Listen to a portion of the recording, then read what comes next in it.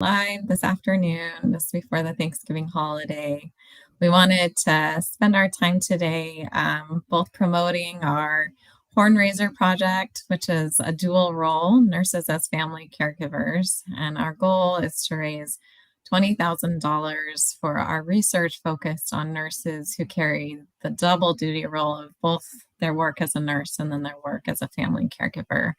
So please check out our link. It was just dropped by Dr. Phillips. Go check out our page, and it is Giving Tuesday. So please consider including our project in your giving this week. And we appreciate your time and your support and your donations. And now I'll turn the time over to Dr. Phillips to talk about what we're going to do today. Yeah, so today we thought that in the spirit of being grateful and this time and Thanksgiving, that we would talk about what we're grateful for. A lot of times, because the research that we're looking at is looking at psychosocial well-being, a lot of times when we do these sessions, we talk about the stress and some of the negative side effects that this role can carry. And what we don't want to be left out is that there's a lot of beautiful moments in our caregiving roles, and those aren't taken for granted. In our research, we want to help people be full and be able to counteract the stressful sides. But we thought we'd take this time to share our moments of gratitude in the dual roles that we have carried over this time. And again, now that we have a handful of people joining us on this Facebook Live, I just want to mention that we have our Horn Raiser going. We're trying to raise $20,000. We are inching our way there. Slowly but surely we are getting there. I just saw we had a $100 donation right before us. Wow. I think That's we're amazing. at 100. Yes, we are at 4,100 of the 20,000 that we're trying to raise. And so I know I challenge you, for those of you who are listening to this, to think of if you've been in a family caregiving role and what that experience has been like. If you know a nurse, if you have a nurse in your family who has balanced this dual role of caregiving, maybe you would consider giving to our Horn Raiser to help us be able to research the implications of that dual role. And so just want to pitch that one more time, because we're actually quite terrible at pitching our Horn Raiser. But I thought maybe we could start by hearing Dr. Hebden's experience. She is the one of the two of us who has really balanced this dual role full time. And so I would love to turn it over to you and hear your experience and your gratitude. Yeah, I am so grateful for this opportunity. And as I share, I think there are many people in my life who have been there, provided me support, and lightened my load. And so the stories I share may not reflect exactly what you've done for me, but I just want to express my sincere gratitude for all those who helped me along my journey. So I was thinking about three particular experiences I've had during my caregiving. And the first was I have three children, and about 2 months after my youngest was born, my daughter went into a really serious seizure episode and had to be hospitalized. And here I was starting a teaching role as a graduate teaching assistant at Purdue. I had this brand new baby. I was working part-time as a nurse practitioner in a clinic. And then I had my older son, and then my daughter was really, really sick in the hospital. And I just felt completely overwhelmed. And we lived in Indiana and we had no family nearby. When my brother, Pat, found out about what was going on, he just hopped in the car and he lived in DC, and he drove all through the night to come and be with my boys. And so that my husband and I could rotate between the hospital and home. And my brother, he's a big, strong guy. He was newly married, didn't have children yet, but he took care of my boys. He cleaned my house. He made me food and put meals in the freezer for us. And I'll be forever grateful for that unasked for sacrifice. It made a world of difference to our family. And I'm going to cry because these experiences bring up a lot of emotions. So do you want me to share more, Dr. Phillips, or do you want to Well, take a you're turn? making me cry too, so I'm right there with you. I am with you. It's such a beautiful moment, and I think that that is these hard times are so challenging, but it also brings out the strength of our relationships and our families, and it also deepens our connections in a way that I think is not expected. And I think that him showing up on your doorstep and being there is just amazing. Yeah. Yeah. Yeah, sure. I mean, sure. If you would like to go, you have another one, I think. Is that right? Yeah, I have a few more, so I'll keep sharing. I was just thinking about with last week with the interview that we had with Megan, who is a nurse and a caregiver, and how she talked about never forgetting the caregivers. And I know that as a nurse and a family caregiver, that's something that I've tried to change in my practice, is never forgetting that the caregivers are also going through this challenging time with the patient. And I had a really poignant experience with that myself, being a caregiver in the hospital.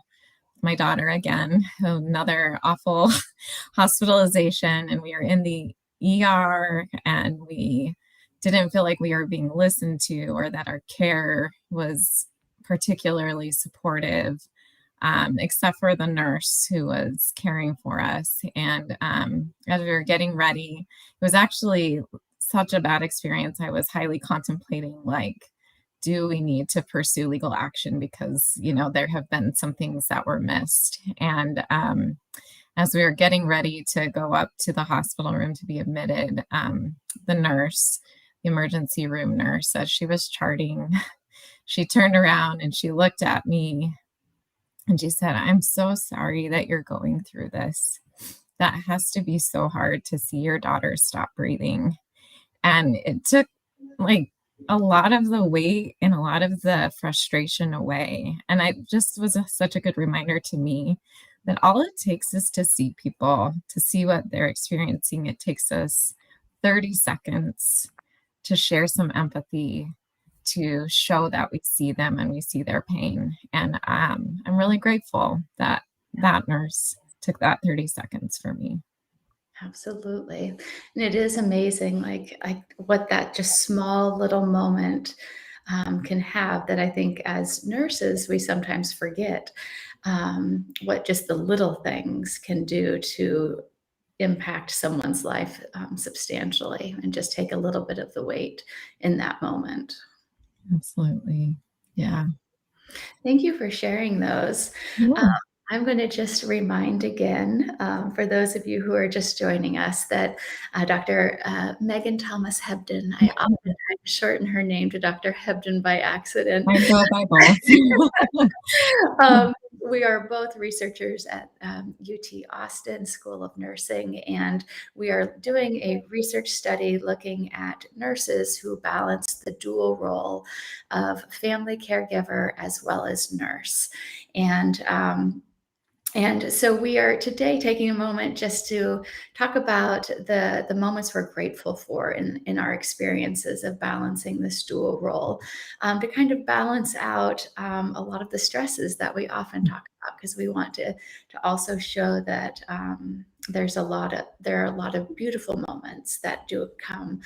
And while Dr. Hebden has really balanced the dual caregiver role more than I have had brief moments of balancing that role, and so my experience is a little bit different. And so I thought I'd talk about it first from the one caregiver role, which is the nurse caregiver role. And I'm an oncology nurse by training. And I think that one of the biggest things that I'm grateful for in my career as a nurse is it's all of the life lessons that I have learned that I learned at a young age, what to value in life by being with people who were going through some of their hardest times in life. Like that, just it keeps life real when life can be clouded with so many things that take away our focus from our from what matters in life. Being a nurse has really always brought me back to those grounding things that matter in life, and those are oftentimes the lessons I've learned from the people I've cared for. And so that's one thing that I reflect on and being grateful for being a nurse. And the other thing is that it has given my life deep meaning and purpose. And being able to be there, it's an absolute honor to be there for people in their toughest times, that they trust us to let us in.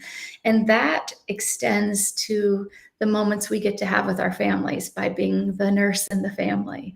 That it is a very, especially for people who balance the dual role full time, that is a very challenging place, and it's a lot of stress, but it's also an honor to get to be there for our family members. I think that one of the things that I said at a point where I had many, many family members who are going through cancer treatments is that, like, this is the deepest honor to be able to be there, to be able to have this knowledge, to be there and to help them.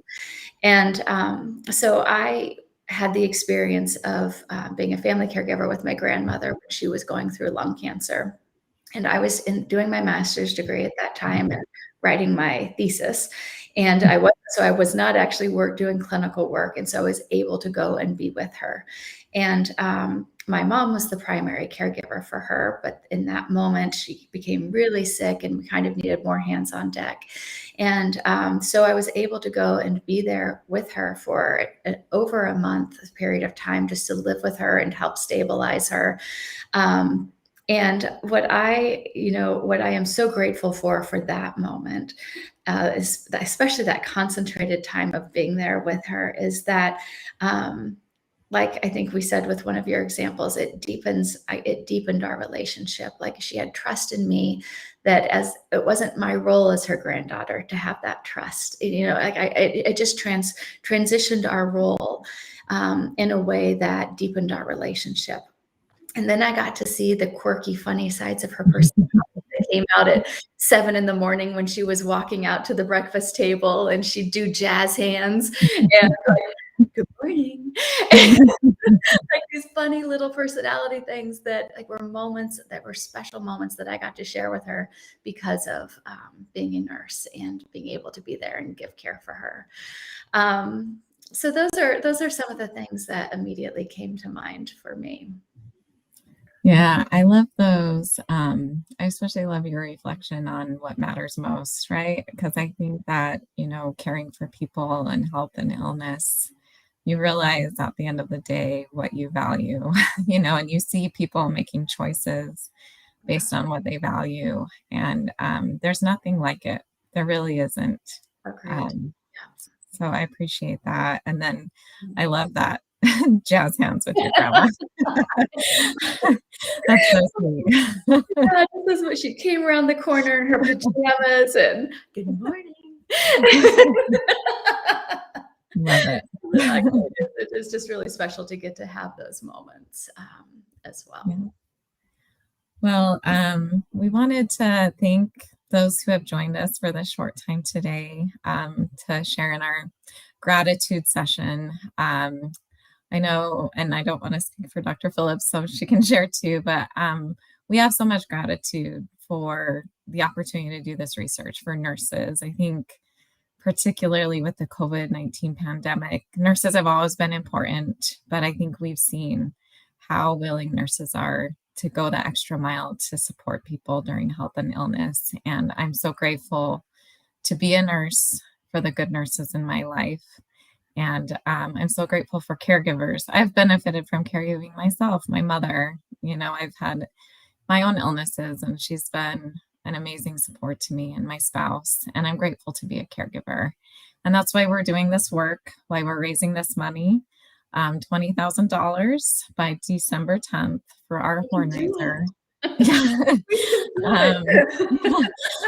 our horn raiser, which is a dual role nurses as family caregivers. So please check out our link, consider donating, and consider sharing. And thank you so very much. We Yes. appreciate it. I would like to just second all of that and thank you for everyone who has tuned in, everyone who has already donated. It's just been amazing to have so much support from everyone. And to remind you that the money that we're raising goes to the research and funding the different layers of research, but it also goes to helping pay the students who are helping us on the research. So we're hoping we have 6 health science students who are working with us, and we would love to give them paid positions. And so every dollar that we can inch closer helps us be able to do that. Absolutely. Yeah. Well, All thank you all. right. Have a wonderful Thanksgiving. Thank you so much, and thank you for joining us. Take care. Bye. Bye.